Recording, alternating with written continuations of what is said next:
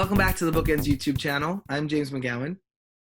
I'm Jessica Faust. I was making a funny face. Oh, I didn't even see it. I look at the camera so that it's not like I'm looking all over the room, and I never see when you start, and then I always look over and you're laughing already. I'm pretty sure you're going to make that the thumbnail.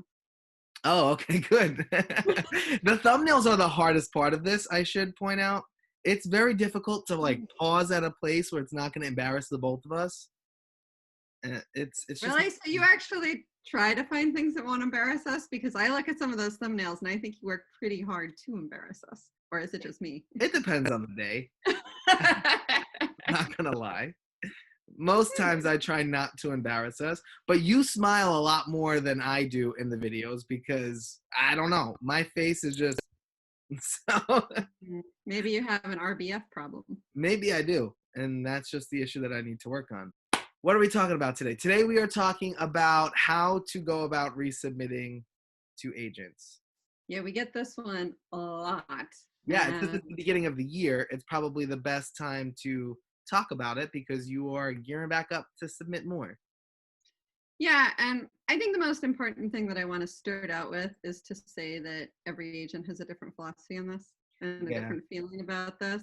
I tend to think BookEnds is a little more liberal on this. Yes. That we're a little more open to resubmissions. That being said, you know, the worst thing you can always get is a no. But I'm rambling. Well, I mean, I think it's just a pretty simple answer from us because we both agree on it. I think there is no way to know what the answer is going to be until you do it. So if you have queried an agent in the past, whether they rejected or you withdrew or for any other reason, you are now querying again at this time a new book, I think it's worth trying. Unless that well, I think there's two routes to this question.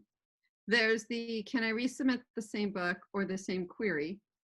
Or actually, maybe that's two different routes. Or can I resubmit or requery something new? Yeah, that's a good way to break it down. And there's a lot of ways to break this down. So let's start out with, let's go step by step. And let's start out with, I queried book A, you rejected it. I realize now that was a terrible query. Can I re-query the same book, AKA book A? I think so. Unless there's something like this genre is not right for me or something like that that's really telling you specifically this book is not right for me, I think it's worth another try. The worst you're going to get is a no. I agree. I think you can always try again. I mean, you can always come back, right? But I guess what I would say is you better really have screwed up that first query. Yes. If it really sort of says the same thing, it just maybe is a better description, it's probably not worth your time. It's probably more the idea than the query. Agreed. If you sent, as we've talked about in other videos, a query that wasn't really a query and had no blurb and really just said, I've written upmarket fiction and I think it's fantastic and you would love my book, can I send it? Then yes, when you actually write a blurb for your book, you can re-query. But unless your blurb in your query is dramatically different and almost sounds like a new book, I think that the agent already got the idea of what the book is, and you're probably not going to get a different answer. Right, I agree. Now, when you send in the submission, I think there's a lot more room here. So if you send in the submission and you get a rejection, particularly a rejection with feedback, can you resubmit? I think the only time you should do that is if there have been real revisions that address the point of contention for that agent. Yeah, I think if you get real feedback that really makes you rethink your book, you definitely have an opportunity to resubmit. But again, it really needs to be substantial. And it has to be the entire book. You can't have gotten this rejection, this feedback, and made changes to first three chapters and think that's enough, because there is a larger global problem that the feedback is trying to tell you. And I would say consider the fact that you're writing a new book. And because, well, like you're saying, if especially for an agent who might not have read the entire book that passes on maybe the first act of why they're passing, and if you only address that in the first act, those issues are likely lingering on in the second, third, fourth, however many acts you've got. So you have to be able to look at the entire book and really incorporate that vision and that feedback into the entire book. Yeah, I would say that it has to almost read like a brand new book. Yeah. I don't think it has to be a requested R&R I don't either. to requery. I think that if the feedback was enough to give you food for thought, even if the agent did not say, please feel free to resend this, you still can query again.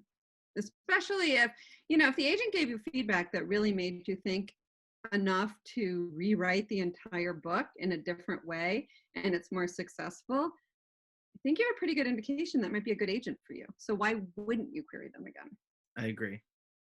And I think And the same, sorry. go on. I think the same goes too if you're querying a new book. So if you get that same sort of feedback or rejection that you kind of align with, then you want to keep them in mind for your next book when you're querying your next book, if you end up querying another book. I would say, frankly, that if you're writing the same genre and the same type of book, take that query list from the first book and just transfer it to the second book. You might have to make changes if agents' lists have changed, if agents have left, if agents have moved. It will need changes, but there's no reason that you shouldn't query the same people. In fact, just a month or so ago, I offered representation to a client who had queried me previously a year ago with a different book. It's super common in picture books too. Like, we're always getting the same folks querying us, and sometimes things just hit right. It's so common. I mean, I would say that, I'm just going to make something up, but I would say a majority of authors were once received a rejection from the very agent they are now represented by. Yeah, probably. Because very few find an agent and sell in their first book. So, it's pretty much a given that one book didn't work, or your writing has evolved, or whatever it is. Right, and that's what I was just going to say. As you write and sort of experience querying and all of that fun stuff, as you keep moving forward, you're going to naturally grow as a writer and a publishing professional. So you're going to learn things that you didn't know already. You're going to incorporate things into that book, and things are going to get better. Yeah. So hopefully. So it doesn't make sense to sort of exclude people who have rejected you once from anything that might have gotten better and could land you what you want, which is an agent. So right. Keep going and keep doing it and keep trying, because. Absolutely. I do have one warning that I want to end with, though. If you are still working on that book A that we talked about at the beginning, and you want to requery it, or you revised it and you want to resubmit it, after a while, my question is, why are you stuck on book A? Why aren't you working on book B and potentially book C at this point? Because there is a point when you cannot keep reworking that same book. And I think that my bigger concern is less that you're querying me again, and more for you and your career that you are not taking steps forward. That's a good point. So that would be my only concern about requerying, is more about you than it is about me. Yeah, that's a good point. And you said something in one of our previous videos about when you're choosing an idea, you should have a list of ideas, and then you're choosing the best one. So that list of ideas should never sort of stop. It should keep going, and you should keep having new ideas outside of what you're working on, because that does sort of inform your creative process in general, but it also keeps you thinking about next steps, which you should always be doing. Always. We are. For our own careers, we're always thinking about what we want to be representing and where we have holes in our lists and what we want to fill and all of those things. And an author needs to really consider, when you're querying, this is your career, what do you want? But also, another example, whenever we put a client out on submission, we usually start that not too long after that book goes out. What are you working on next? Or let's talk about ideas so you can start working on your next book, because you never know if that book is going to sell, and it's better to be prepared and have your next book ready so that you can actively take new career steps if the first one doesn't go anywhere. So yeah, listen, ideally as a career author, you have a multi-book contract and you will be writing next books and next books. And if you're not practicing that, or practicing might not be the right word. If you're not, if you're not working with that as a plan now, how are you going to get a book deal and move on to that next book? Because you haven't prepared for it. You don't know how to do it yet. And the pressure just ticked up when you got a book deal. So you have to be able to do it. Yeah. So, Yeah, you have to have, I mean, everything you're doing is only building your experience to be a career author. Right. Including rejections. Yes. So our basic answer is try again if that book is better and you have the outlet for it, and keep going. Don't forget to like and subscribe, and we hope to see you back here next time. Bye. Are you laughing at my bye? Bye. Bye.